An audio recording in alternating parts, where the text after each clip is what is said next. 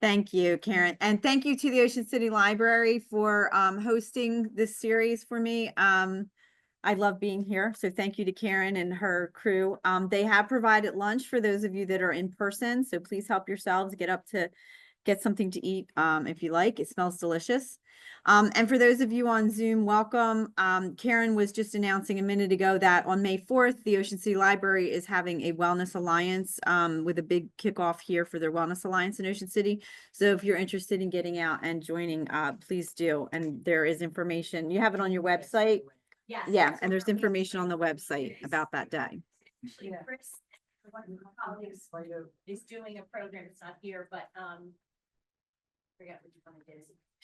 Yeah, Annalise will be here from the Rutgers Cooperative Extension Office, presenting on, I think she's doing some food taste or some fruit and veggie type things with some good ideas for fixing them for family. So, all right, so we're going to get started to be mindful of the folks that might be on their lunch hour. I don't want to hold anybody up. I am here to present to you today a version of one of the 8 dimensions of wellness and the spiritual wellness. And this is a curriculum that I've written with my colleague Jen Shakaitis, and it's based on SAMHSA's 8 dimensions of wellness. Before we get into the presentation, I just wanted to quickly review with all of you the Rutgers Cooperative Extension structure for those who might not be familiar with it. Rutgers Cooperative Extension is a partnership between the County Board of Chosen Commissioners, Rutgers, the State University of New Jersey, and USDA's National Institute of Food and Agriculture. And we currently have faculty throughout the state of New Jersey in all 21 counties, faculty or staff throughout the counties. We're composed of 3 departments. There is Agriculture and Natural Resources, 4-H Youth Development, and then my department, which is Family and Community Health Sciences. We call ourselves FCHS, and FCHS provides outreach in New Jersey and beyond on topics related to nutrition, chronic disease prevention, food safety, and overall wellness. And we do have a website. There's a lot of information for those of you that are here in person. There's some takeaways. Please help yourself. And our website and our Facebook page have information not only about our classes, but there's also free educational materials. There's links to other video classes and things that we do. So I encourage you to go ahead and check those out. And of course, Rutgers Cooperative Extension is an affirmative action equal opportunity employer. So as I said, this is the 8 dimensions of wellness. My name is Chris Zellers, and I'm the Family and Community Health Sciences educator for Rutgers Cooperative Extension of Cape May County. And no, I do not drive to New Brunswick every day. I am housed right here in Cape May Courthouse, backside of the zoo, front side of ACCC. So we have a lot of opportunities, not only throughout the community that we offer, but we also have in-house programs. For instance, we have a program called Eat What You Grow, where my colleague from FCHS and a colleague from Agricultural and Natural Resources teaches you how to grow the food. Then they teach you how to prepare it nicely. They teach you how to can it, and they teach you about the nutrients of it. So just a little example of some of the different things we offer, not just here, but across the county. And once again, I just want to thank Karen and the Ocean City Library for hosting us. If any of you are interested, and I would be very happy if you did, if you could take out your phones and scan this QR code and give me a ranking of how you feel about my teaching. It is very helpful to me to recognize how I'm doing throughout the community. And I will show this to you at the end. All right, so today's objectives, there's 4 of them. We're going to identify the dimensions of wellness. So if you haven't been here before or you need a review, we're going to go over the dimensions of wellness. We're going to define overall wellness. We're going to come to an understanding of how the 8 dimensions of wellness interact with one another, because it's very cyclical, as we'll see, and they really do impact one another. And then we're going to discover ways to achieve and maintain our wellness and improve it as we go throughout the talk today. So let's talk a little bit about wellness. What is it, right? I mean, it's a term that's used a lot. And currently the wellness industry is a $4 trillion business.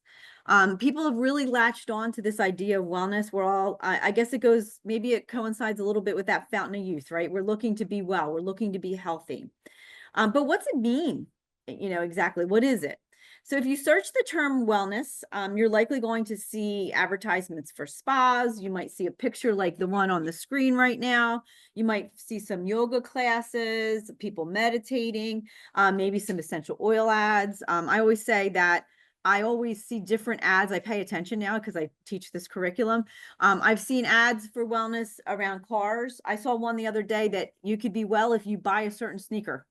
So there's a lot of right? Oh, that made me feel better. I got um but there's a lot of ads around it because again, people have latched onto this. So I think it's important when you see the term wellness or you know try to find out what it is, you look at the fact that it doesn't need to cost you a lot of money. And it's really there's a defined term for it that we'll discuss today that should help you to be able to achieve wellness, you know, minus the sneakers. If you want the sneakers, fine. But, you know, if you don't, you know, you should be able to understand it a little bit better after these discussions. And maybe these things do contribute to your wellness, but they don't have concrete evidence like the information we do. So we think that it might not be defined, or is it? It turns out that there is a way to understand the concept of wellness, and it's based in research. The Substance Abuse and Mental Health Service Administration, or SAMHSA, has created a definition for wellness, and it includes a holistic approach, meaning it's not based upon one idea, but rather a function of several concepts to create a balanced idea. And you'll hear me say a lot of times throughout the presentation, I'll use the word positive. We try to use a lot of positive reinforcement with the ideas and having that positiveness in your life.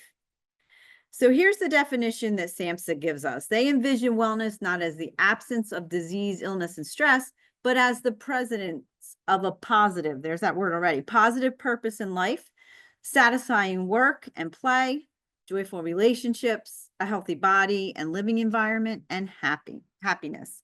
So, you know, because it's become that common term, it's important to have a concrete definition.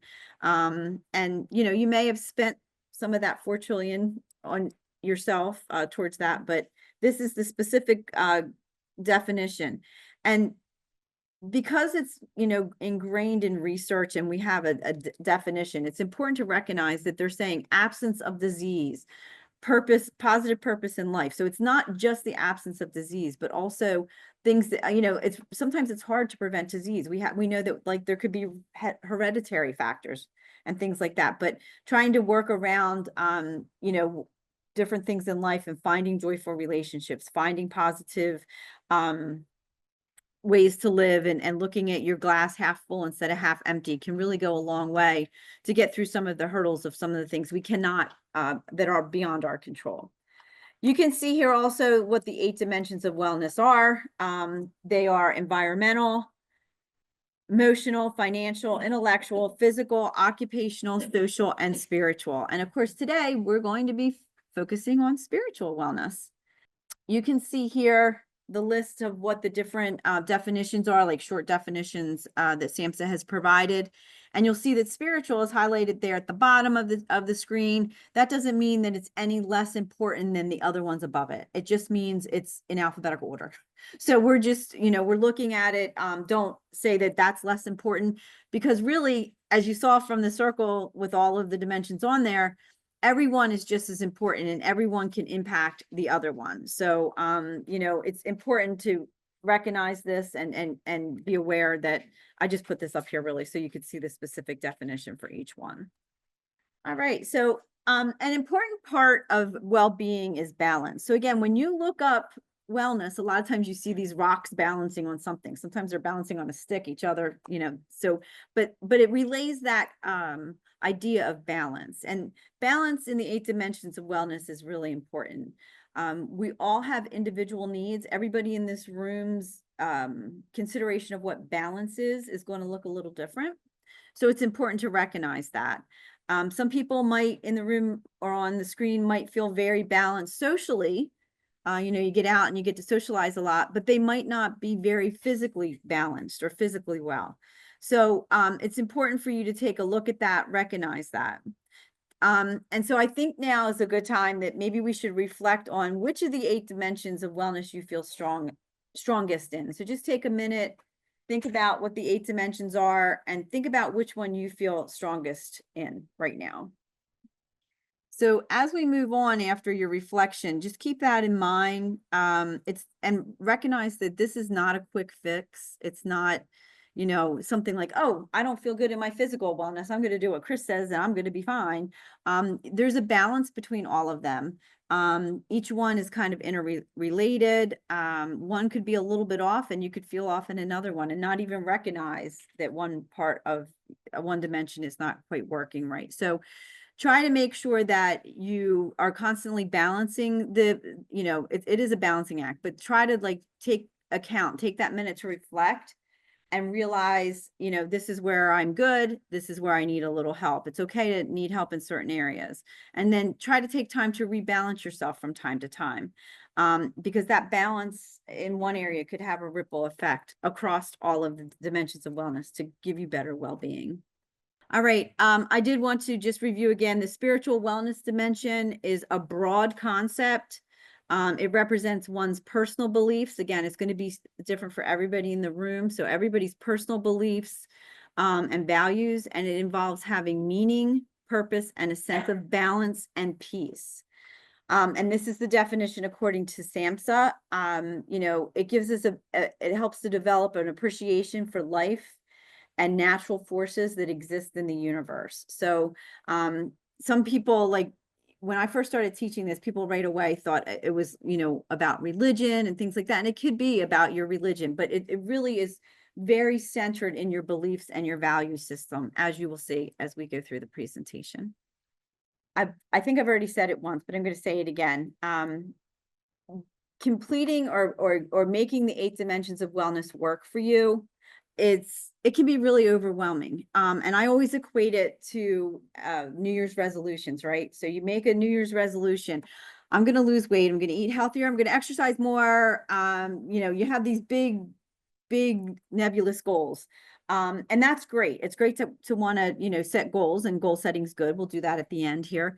But it's also important to remember that a lot of times the reasons that New Year's resolutions are not so successful is because we try to do too many things at once. So what I'm saying is take little steps. I'm going to give you several suggestions throughout the presentation based on SAMHSA's areas of wellness in the spiritual dimension. But I want you to I don't want you to try to do all of them at once. Take little steps, a little bit at a time, and try to figure out what would work best for you. Where's an easy place to start? And try to do things one step at a time.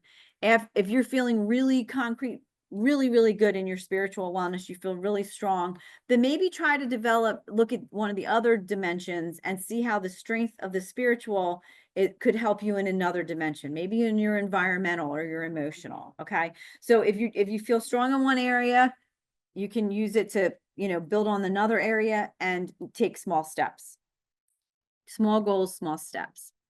So today I chose spiritual wellness for a few reasons. Spiritual wellness recognizes our search for meaning and purpose in human existence, and it helps us to develop and appreciate life and the natural forces that are around us in the universe. It kind of helps us. I look at it as, I always used to tell my sons, like, Calumet County is a little tiny cosmonaut of the world. So this is kind of what spiritual wellness is. It helps us kind of be grounded in who we are, but also in the whole, surroundings around us, the whole big world around us. It gives us a deep appreciation for life. It helps us to understand natural forces and promotes mindfulness and calmness. It allows us to recognize and respect others' views. It supports better mental health and well-being. So with the suggestions I have today, think about this slide a minute and we'll go through them a little bit at a time, but these are kind of the things that we're trying to achieve here. We're trying to help spiritual wellness to ground us and feel a little bit more mindful, be able to concentrate and value and acknowledge our beliefs and values. So SAMHSA has created 3 areas within the spiritual dimension of wellness that we'll review today in detail for the benefits they offer. But I just wanted to bring them up. The 3 areas we're going to discuss are beliefs, involvement, and time. And after we go through what they are, we're going to talk a little bit about how you might work to achieve these 3 areas. So the first one, as I said, is belief, and establishing valuable values, principles, and beliefs is really an important part of achieving spiritual wellness. When a person establishes a belief system, it's a means of accountability. So it's your way of kind of holding yourself to your, what you believe in. This can come into play in many ways, in your personal life, with friendships, in your professional life, or your volunteerism. And it's important, as I said, the 8 dimensions really overlap with one another, but the belief system that you develop in your spiritual wellness is really going to leak over into those other areas. And as we'll talk about today, acknowledging them and keeping them in mind. What are those beliefs that I'm really concrete with? Do I have a really strong sense of love and appreciation of nature? What are those beliefs? So think a little bit about what your belief system is. And that could be a goal for down the road. I want to really hone in on what my belief system is so that I can check in on that and understand what it is for the future. When a person establishes a belief system, like I said, it means accountability. And it's important to take time to reflect back on those values, principles, and beliefs so that you are following your values and keeping yourself accountable. It makes you feel like you have a sense of accomplishment, and that you can say, well, I held strong to my values, right? It gives you some principle. All right, let's see what else we have. It's important to learn about other people's beliefs as well. I'm always interested in to hear what other people have to say about their belief system and be respectful of that. And hopefully in turn, they'll be respectful of mine. Being spiritual assists us with respecting ourselves and others. It also helps us to see the world around us in a more fulfilled and positive way. Understanding what other people are thinking. I think there's a lot right now. Everywhere I go, I feel like I talk to people and they're like, oh, it's really rough right now. But if you stick to your belief system, and even if you don't agree with that person, if you can have respectful conversations and hear their side of it, it will help you to expand your belief system and your understanding. So learn about what other people have to say and be respectful of it. It's really important to keep that respect in there because you want them to respect you as well. All right, this next one, the next area that SAMHSA defines is involvement. Community really creates a sense of belonging. I feel it here when I come to the library system. There's people that I see that are here all the time, and it's a community. It's a small community within a community. I also see it with the folks that I work with on a regular basis. When we do virtual learning, we have a lot of people, I mentioned this before, from the county employees who are part of a wellness group, and there's a community within that too. So I think that we have all these little communities, sub-communities within communities. And I think it's important to look for a community connection in the different communities you exist within, so that you feel spiritually well. Find a positive, and again, positive's key, group of like-minded people to expand your spiritual wellness.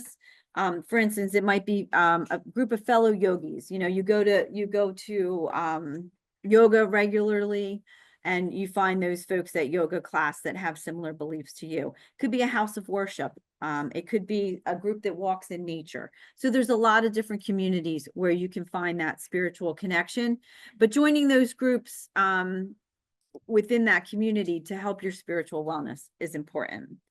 You also want to help others. This gives us expanding our belief system so that we are giving back, we're being kind, and helping others is important. So SAMHSA recognizes the fact that, helping others could really support positive well-being in ourselves, and it's giving back to that community. So find groups within your own community where you can give back and share what your spiritual beliefs and your value system is. Then the third area is the last of the 3 spiritual divisions here. But as you can see here, it's broken into several different sections. Meditation is the top one there. And meditation, I hear all the time, it's difficult. And it is. It's very difficult for me to do. There's a flyer on the table there, as well as you can go onto our website if you're online. And I'll send it out to people that registered with their email today. But I'm doing a lunch and learn virtually next week that in May, the beginning of May, that is going to focus on mindful meditation. So it gives you some hints on how to get started meditating. I'll also give you some resources in the email on where to go to find meditation, where you can try out a few different systems. It's from University, I think, of Southern Cal or San Diego, or one of the universities, but I'll send that out to you. But it teaches you, it kind of gets you started meditating, and it allows you to follow like a guided meditation, which is really helpful. And there's a lot of them. So if the person like that's doing the meditation doesn't work well with you being calm, then you can find another one. So yeah, try to find that meditation connection, and we'll talk a little bit more about that in a little while. But it's really good. Meditation's very good to manage stress and anxiety. And it can really help if you find yourself, kind of being quick on the, jump to fly off the handle or something like that. Meditation could be a good practice for you to learn to be able to be a little calmer. It's also important to take time to reflect on what your beliefs are regularly. So we're setting up that belief system, but then we're taking time to reflect on it, and really acknowledge, like, yep, this is, I stuck with my belief system this week in this way, or maybe I strayed a little bit and I need to work a little harder. So that time for reflection is important, and that can be, during your meditative time or different, but it's good to take that time to reflect. And then the other area of time is being open to others' beliefs. And again, I said this before, but it's really important to being open to what other people are thinking, being kind, positive, and taking time to examine your beliefs and how they interact with others. And as you can see, within time, beliefs, and they're all like kind of interacting, just as the 8 dimensions interact. The idea is that these principles, they're very much interactive as well. So we're giving ourselves time to interact. We're setting up our belief system, and then taking, time to go back and reflect on it. So there's a lot of interaction there. All right, so now that we've learned the 3 areas of spiritual wellness, let's take a look at how to make some positive change in these areas.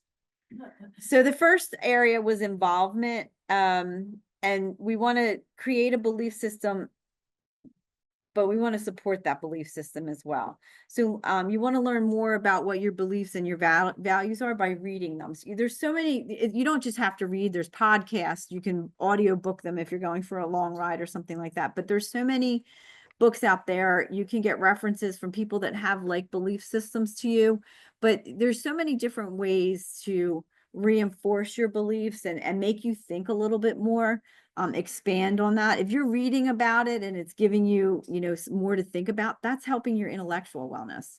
So again, with the support that it offers throughout. So you want to, try to read, listen, to get a little bit more expansive on your belief system. And I was reading a Brene Brown book on leadership, and she talked a lot about value systems in leadership. And so there's different ways that, belief systems can interact with your wellness and your everyday life. You want to also stay open-minded. It's really easy to get set in our ways, and our values and beliefs are good, but part of that should be, being open to hearing others and understanding that people have different beliefs than we do. So we have to find ways to be open-minded about their beliefs and understand what is needed. And also we want to keep the beliefs close. So we're going to go back and reflect on them. Remember, we said we're going to reflect on them, but when we're reflecting on them, always try to reach for them. If you're in a conversation, things are getting heated, or, you're driving your car, somebody cuts you off, what's your belief system? Like, think back to that, revert back to that positive belief system so that you can really stay that way. And you're going to feel better. You're going to feel well if you're keeping to the belief system that you've set up. And then also you want to share your beliefs. So in a respectful way, look at how you can share them and be positive with others and learn from them as they learn from you. And then the keys to time for spiritual wellness, we want to find spiritual support and, setting time aside always, whether I'm teaching a class about cooking nutritiously or exercise or 8 dimensions of wellness, people always say, I don't have time for that. And we don't. Time is really short. Time is really precious. But finding a spiritual support system and time, to have that spiritual wellness is really important. So you want to learn, you want to offer your time and talent. So how do you learn? Again, we talked about already having that ability to sit down and learn from others, learn through the reading, and you can see again the overlap, but you want to find the time to take to do these things so that you can expand your belief system and be involved. Offering your time and talents is important. So I suggested an involvement to find ways to have a group that within your community, right? But then volunteering and offering your time and talents within that community can be very fulfilling spiritually, and it can help you, to expand that belief system. So try to take a little while to volunteer within your community. And again, with the overlap. So if you're volunteering in your spiritual community, you're going to be socializing most likely, right? So then you're helping your social wellness. So there's again, those layers of how they fit in there. And then finally, time. So I started to talk about this a second ago, but the time and not having a lot of it is really, really difficult. So take the time, even if you have to set it on your calendar to reflect on that belief system. I tell people to put exercise in their calendar because, it's something that's easily overlooked. It's something that we can get around easily if we, don't put specific time aside for it. So try to take a minute and look at where in your day you're going to find time to reflect and meditate, just like you would exercise. Get up in the morning, I'm going to exercise, then maybe mid-afternoon we're meditating. And I want to just touch on the time for meditation and how important it can be.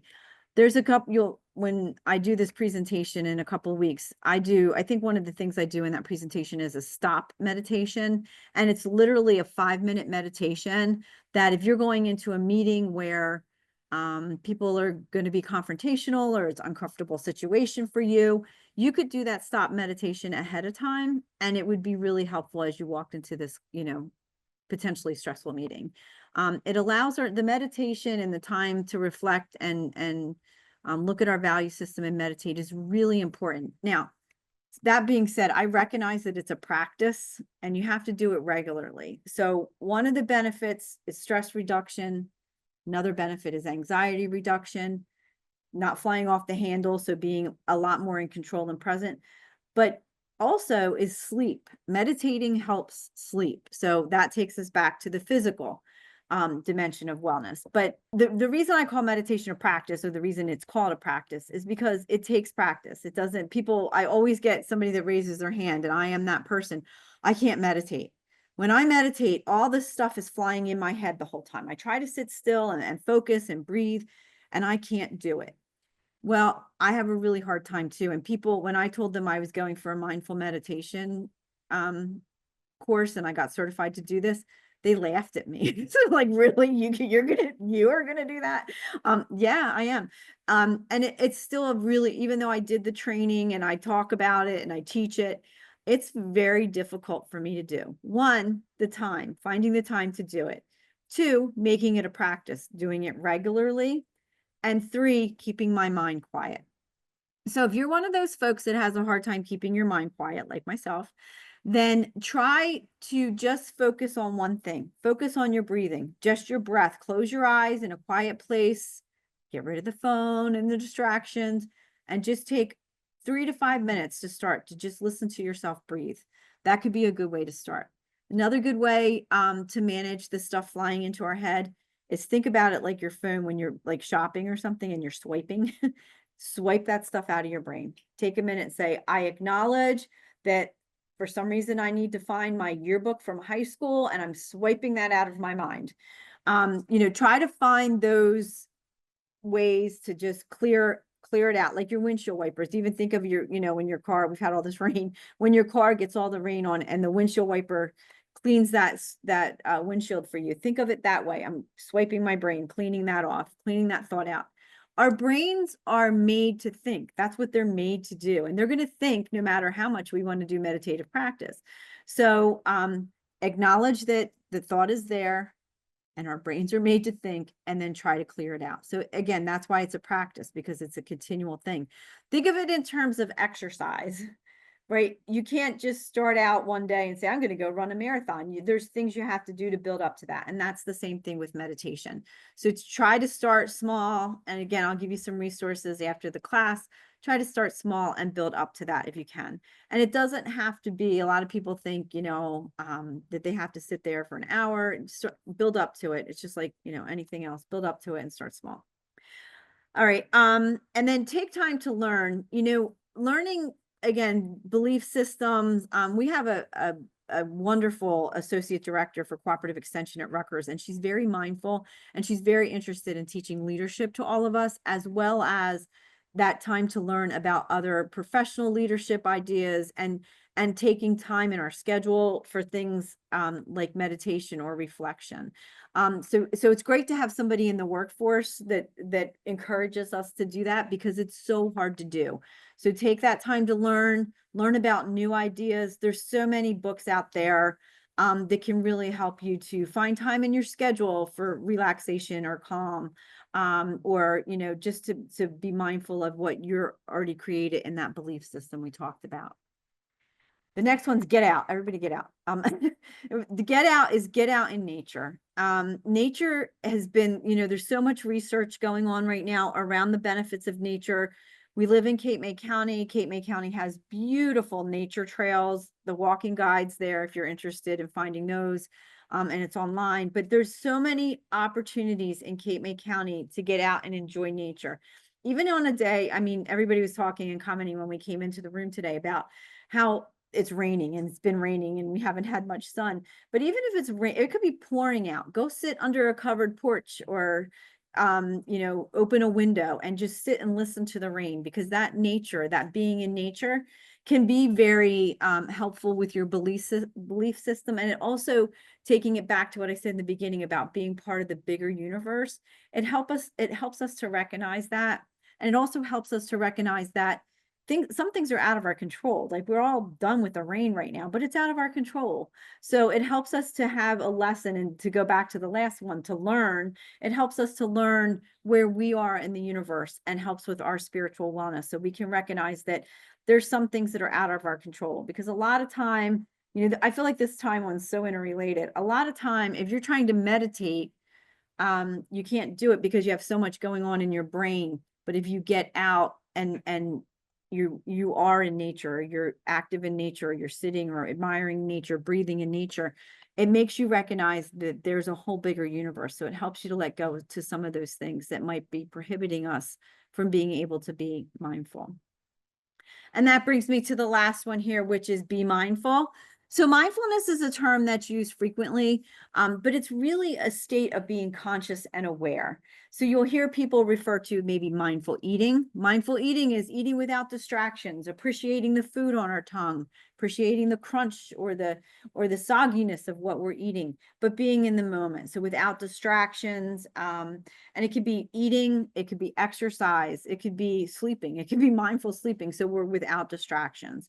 So be mindful about the world around you. It might be, walking down the street. I was always taught as a young girl, like, be aware of what's around you to be safe. But that's kind of the same idea. You want to be aware and mindful about your surroundings and be in the moment. It's kind of like that whole idea. Did you ever drive from one place to the other, and you get there and you're like, how did I get here? Like, you were just like doing things, everything's floating through your head, right? So you want to be especially when you're driving, you want to be mindful and you want to be in the moment. So take time as part of your spiritual wellness. We're going to set goals. It might be to be more mindful. I want to be more in the moment. And I found, since I have become a grandmother, that it's important. And like, you reflect back and you say, oh my gosh, my kids are already having kids. How did that happen? But as I'm recognizing with grandchildren, it's a little bit easier because I'm not the sole caregiver of that person. So I can be in the moment. So I try a lot to really be in that moment and have those specific memories. So think about it in those terms. Think about it in terms of, if you're raising children now, or you have grandchildren or nieces and nephews or people, how fast that time goes, how fast your life has gone, right? And so you want to be able to take those minutes and really evaluate them. And one thing I use as reference in my mind all the time, I go back to this. I'm a big fan of The Office. So gives you a little insight to my personality, but I'm a big fan of The Office. And when Jim and Pam, if you're familiar with the show, went to get married, Pam was doing this during the wedding all the time because her mother had told her to be mindful of the moments of the wedding. So I think about that all the time, like, oh my gosh, like life passes us by so fast. Let's just stop and take that mental picture so that we're mindful of what's happening and we can appreciate that. And then you can go back to that, because when it's all flashing by, it's really hard to do that. So try to take a few moments to in life to be mindful. It will help with your belief system. But again, it costs us time, but it's worth the time. All right, so let's reflect back. I mentioned in the beginning that each wellness dimension, and I've mentioned it throughout, can really impact the other dimensions in positive and negative ways. Our spiritual wellness, involves creating a sense of balance and peace in our day and our life. So to give you an example of how some of these things overlap, physical wellness, for instance. So physical wellness, if we engage in physical exercise, it's been shown to improve our mood. It can help lessen the symptoms of depression and anxiety. And just like with spiritual wellness, finding time to meditate or to be physically active can support our emotional wellness. So you can see how physical, we're taking time to be physically active. It can improve our mood, which can help with our spiritual, and then again, help with our emotional too. So very interrelated. Also spiritual, being involved spiritually, like I said, one of the things they suggested was to get involved in your community, and within your spiritual, beliefs, and doing that can help us to, be connected with others, and that can help our social wellness. So again, the inner support of those is helpful. And again, another way that people often overlook this, but if you can come up with some spiritual beliefs and be mindful, that could be really helpful in your financial wellness, because I found that to be one of the greatest things that I've gotten from this is, I was not always very financially well, and my husband was always after me for it. But now that I have a better understanding of what all the 8 dimensions and how they impact one another, like I'll say, oh, am I on this website shopping for shoes that I don't really need because I need the shoes, or because I'm feeling like maybe not spiritually or emotionally well? Like, what is that balance? So I try to take a step back when I'm feeling a little, like maybe engaging in some behaviors that are not necessarily the best for my well-being, and look at the 8 dimensions and say, how are they impacting one another? How are they influencing one another? All right, so to review, spiritual wellness involves our belief system, involvement in that belief system, and time to manage the beliefs.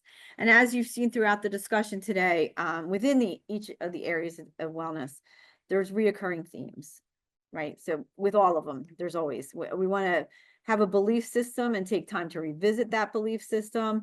We want to find time to partake in activities like spiritual involvement, meditation, and being in nature, being mindful. And we want to be involved with a community of peers that have similar respectful beliefs of what ours are. And I think it's important too to mention, sometimes I have a really, really good friend. We've been friends since the 5th grade. And sometimes we have very similar beliefs, but sometimes they're different.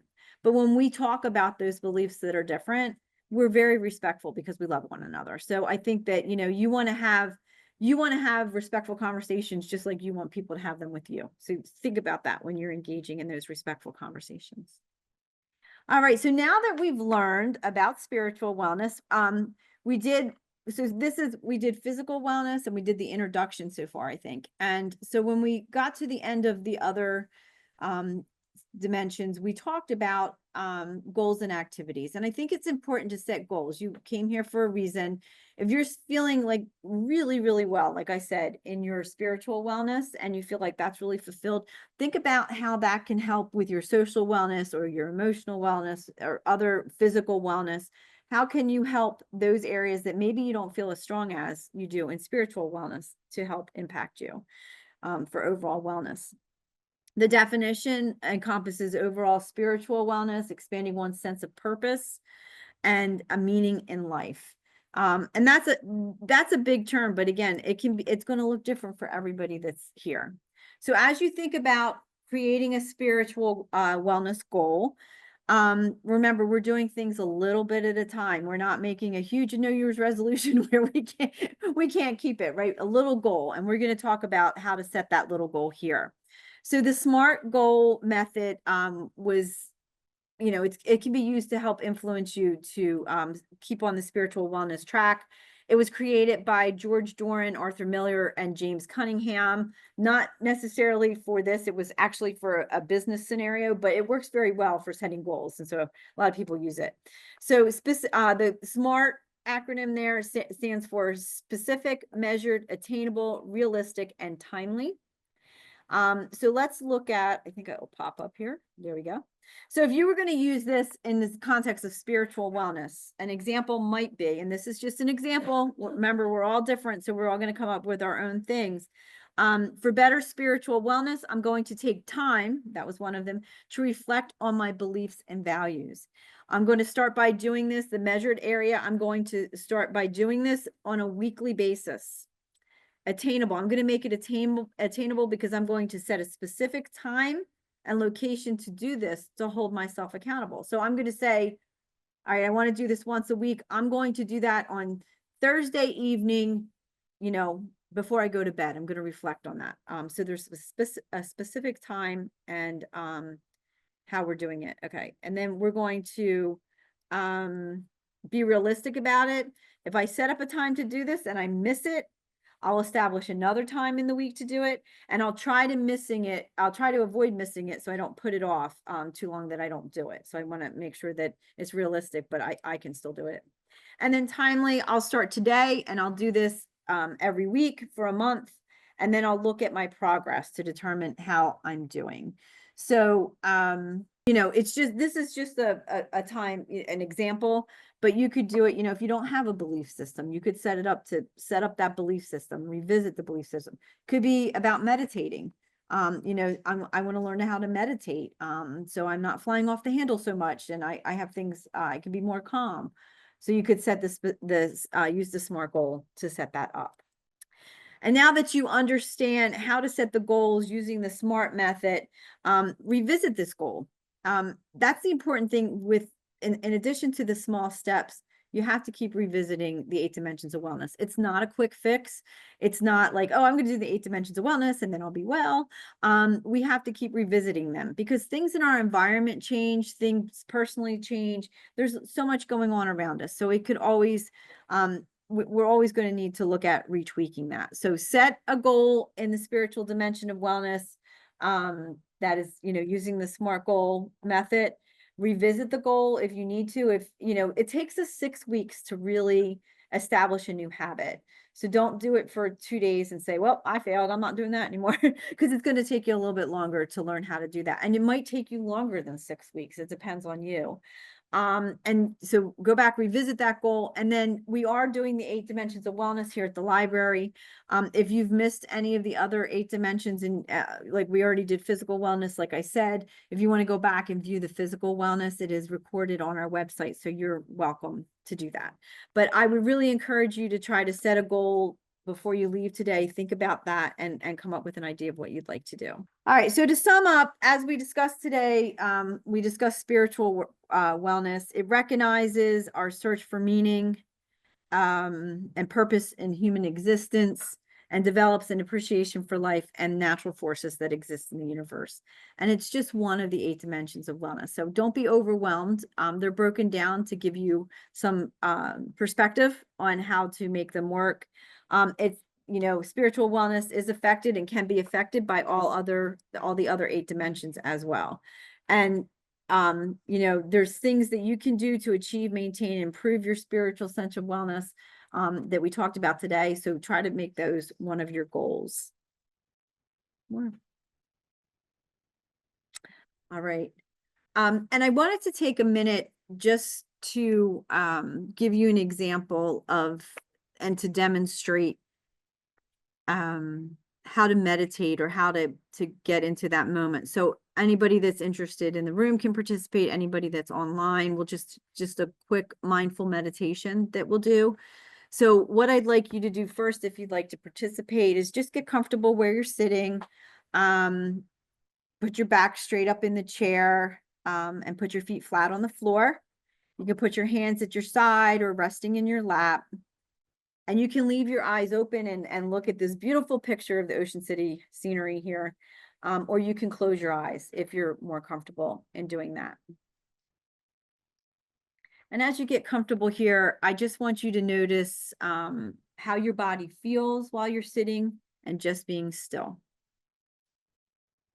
You can feel free to change your posture at any time if you feel discomfort. And we're going to start by just taking a deep breath in together through the nose and out through the mouth.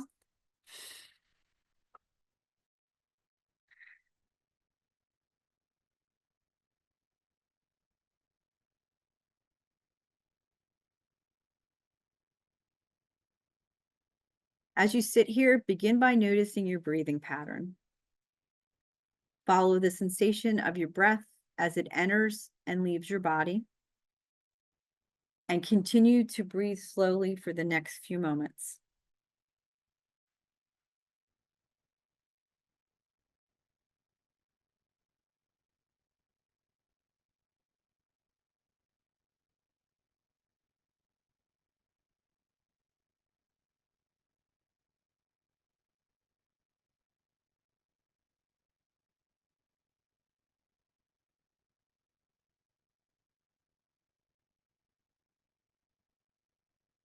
Notice when your mind has wandered and recognize that this is unavoidable, and focus back on your breath.